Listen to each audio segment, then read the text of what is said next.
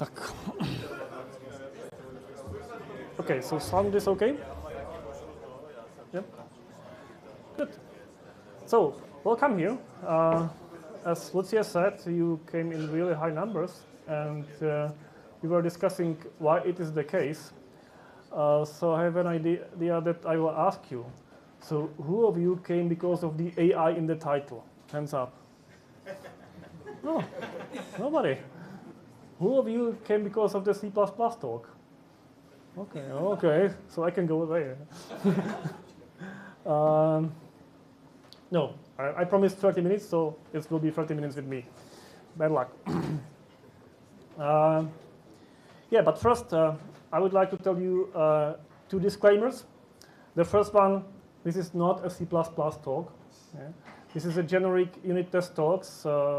Of course, unit test exists also in C++, so I hope it will be useful for you. And second, as it touches the topic of chatbots and AI, I have to warn you that nobody knows anything. And if somebody tells something else, he's lying.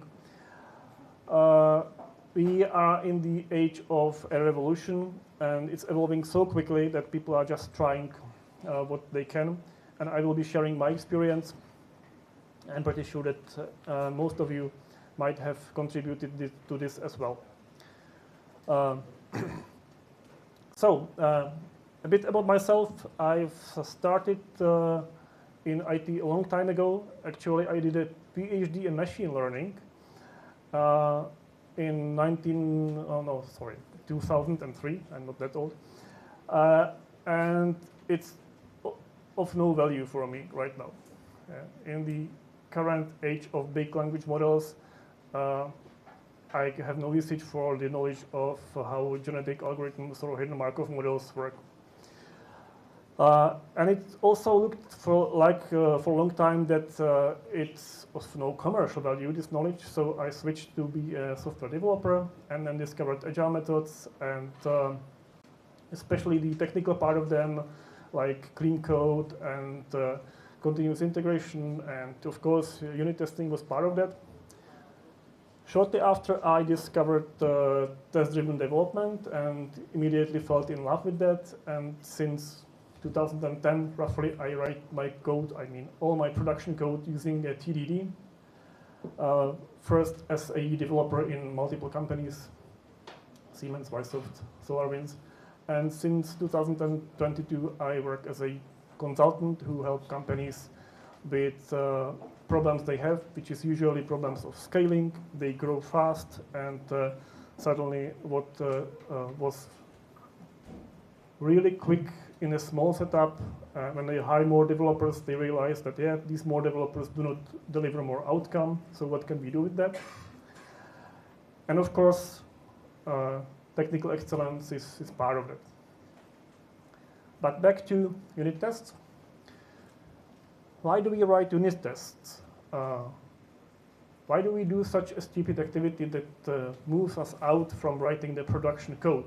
Do some extra activity and do not enjoy writing the code that does something useful.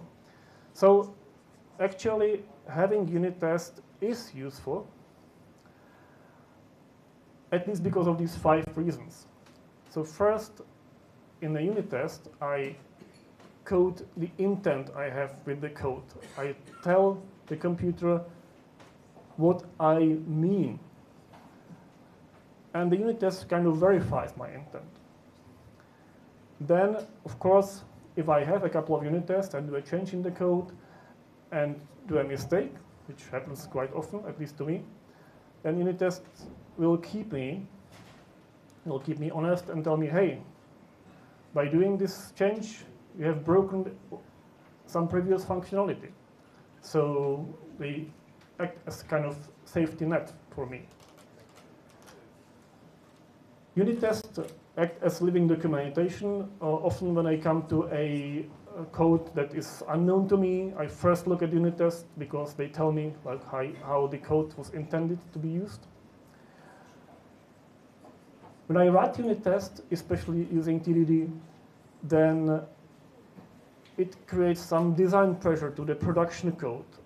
In order to be able to test it, I need to write code in a certain way. I need to structure it in a certain way, and unit tests shape this production code. So there's a sort of design pressure that the unit tests create, and it turns out that this design pressure leads to a cleaner code. And of course, unit tests give me some feedback loop when I'm in the process of thinking and doing something creative with my code. Then they tell me whether I'm on the right path or not. So that's unit test in general. Test-driven development, for those who don't know, short repetition. It has 4 phases. Some people say 3, but I like this chart with 4. First, you think what you want to do. Then you write a failing unit test that expresses your intent, what your production code should be doing. Then you write just enough production code in order for the test to pass. And then eventually, if you don't like the production code, you refactor. And this whole cycle takes a couple of minutes. It's not very long. Some people say refactoring and they mean 3 months effort. No. TDD cycle is really very fast. It's meant to be fast because the feedback loop is what matters. And I claim that writing unit tests using TDD encourages you to write good unit tests that fulfill all the benefits that unit tests bring. Because when I write the code, the test first, I am forced to specify my intent, what I want to do with the code. When I write the tests first and only just enough production code, then I always have a safety net that saves me from my own mistakes. Of course, these tests serve as a living documentation. By writing tests, I am forced to write my code in a testable way. I'm forced to, for example, have clear input and clear output from each function or class. And by that, I'm forced to separate concerns, which leads to a cleaner code, more maintainable one. And of course, if you write many unit tests, then, and with this design pressure, you have this rapid feedback loop that serves well because they will tell you when you are on the wrong path. Typically, when I write my unit tests, they run with a speed of 100 test cases per second, so really fast. In a couple of seconds, I can run a couple of hundreds of unit tests. Just to show you what you can have if you have a TDD project, which I have been working on for the last 3 years, and I still contribute from time to time. As I said, not a C++ project, but a Python Django project with a couple of HTML and HTMX. About 150,000 lines of code. So let's say mid-size project. About 7,000 unit tests with heavy TDD usage. And the resulting coverage is about 96% of the code coverage. And it's really a relaxing feeling when you want to change something in the code, because you know that if you make a mistake, you will be immediately noticed by the test. So up to, let's say, fall of 2022, writing code with TDD was the best method I have known. Then we all know a big thing has changed in 2022, and especially in the last years. These big language models came and started changing the game. They can generate code, of course. They can also understand code. What is still on the human side, and it will be quite important for the rest of the presentation, then it's to know the intent, like to know the context of why the code is being developed. But the chatbots are improving even on that, so I don't know where we will be in 5 years. can just tell you, and we are now, it's kind of confirmed that the LLMs can generate a new code on a greenfield project. So if you start something new, they are great. You don't even need to look at the code. You can just choose the language and do it. They can modify their own code. They can very well understand and explain, which is especially useful in the legacy code. Where it is still questionable is long-term maintenance of some brownfield code bases, some legacy code. Yeah, so it can definitely explain it, but whether I would trust it enough to be able to modify it without my supervision, no, I don't think we are there. So now we have two worlds that are kind of incompatible. I love TDD. It's a great tool. I want to use it. I want to keep using it. There are large language models that are very promising. I like them. I want to use them. And since, let's say, a year or two ago, I started experimenting with them, and I started thinking about how to merge these two flows together, because so far it was not that compatible. So either you use TDD, these small couple of minutes long cycles, or you use the LLMs that generate a lot of code, possibly with tests, but not written with this TDD flow. So I have some experience right now, which I want to share with you. I will show it on two small experiments, but they kind of generalize my current knowledge. The first experience is with the greenfield code base. It's on so-called Scrabble word calculator kata. The kata is to write a scoring function that calculates a score of a word in Scrabble. Who of you knows Scrabble, who have played Scrabble? Okay, so most of you know it. Yeah, so it's a word game. When you get letters, every letter has some value, and depending on which word you assemble, then that is your score. And there are special rules that on the board there are some places when the letter has double value, or the whole word has double value. So it's a bit complicated, but not that complicated. Yeah. And I use this Scrabble word calculator kata to test the ability of LLMs to follow a test-driven development cycle.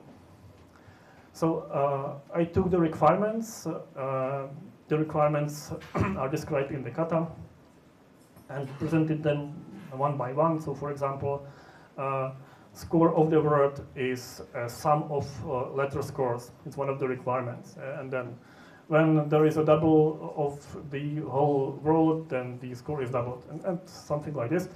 And I instructed the model to strictly follow the TDD cycle. So first I asked it to write a failing test, and then I reviewed the test as a human.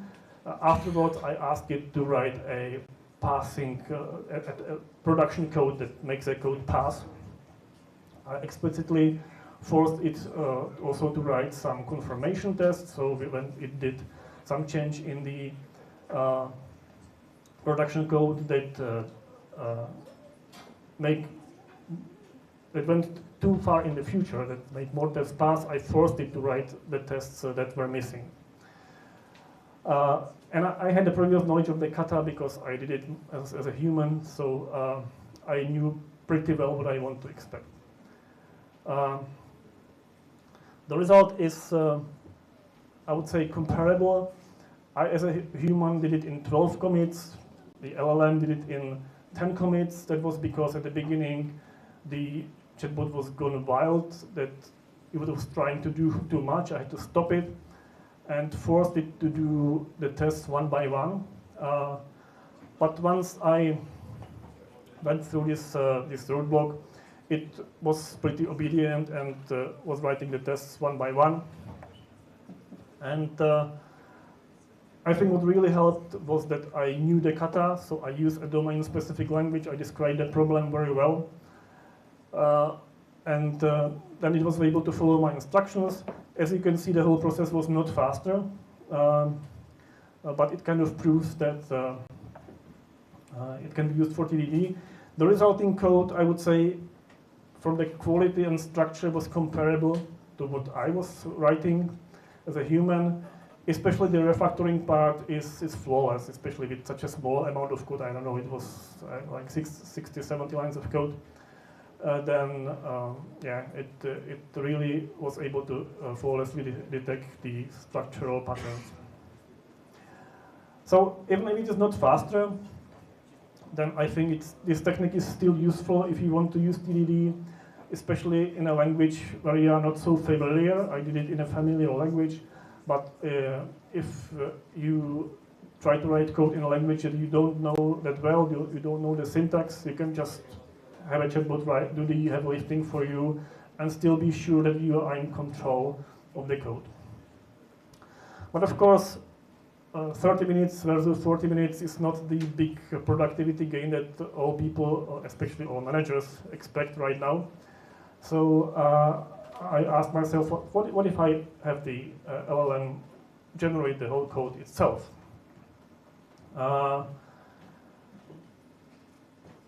It did, and it kind of proves what I said a couple of minutes ago, that for the greenfield code bases, it's really good. It was much faster. The agent ignored some of my instructions, so for example, it did not commit after every passing test, but it was probably just a matter of too relaxed guardrails. With better guardrails, it would probably follow it, so in fact, it did in 2 commits instead of, let's say, 10. That would be better. The code quality was a little bit worse. It was not that structurally perfect as before, but it was good enough. I think if I have spent a couple of more minutes with refactoring, again with the agent, I would probably get to a sufficient code quality and much faster, let's say, in 10 minutes.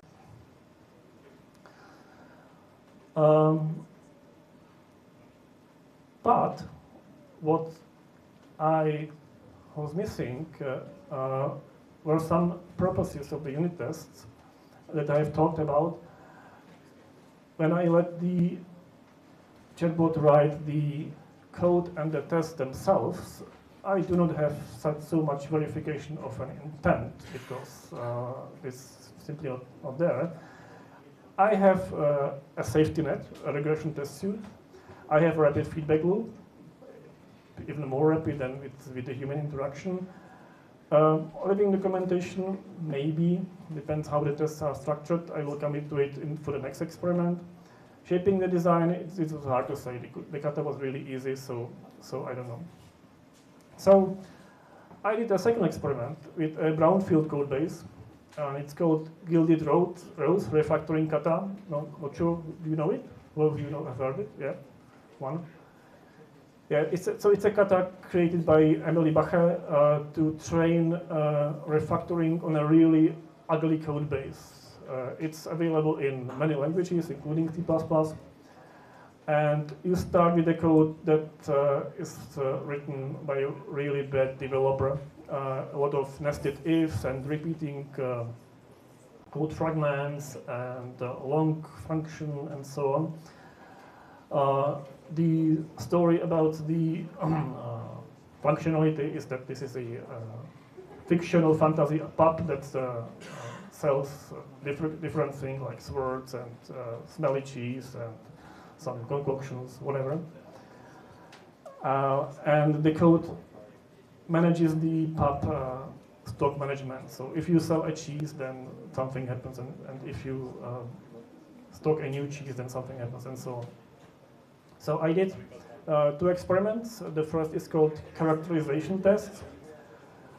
This is a technique that is used for working with legacy code. When you come to a unknown piece of code that is not covered by tests, the first thing you do that you try to write some tests that take the original code as a black box. Sometimes it's difficult, but sometimes at least to some extent it's possible. So just take it as a big black box and write some tests.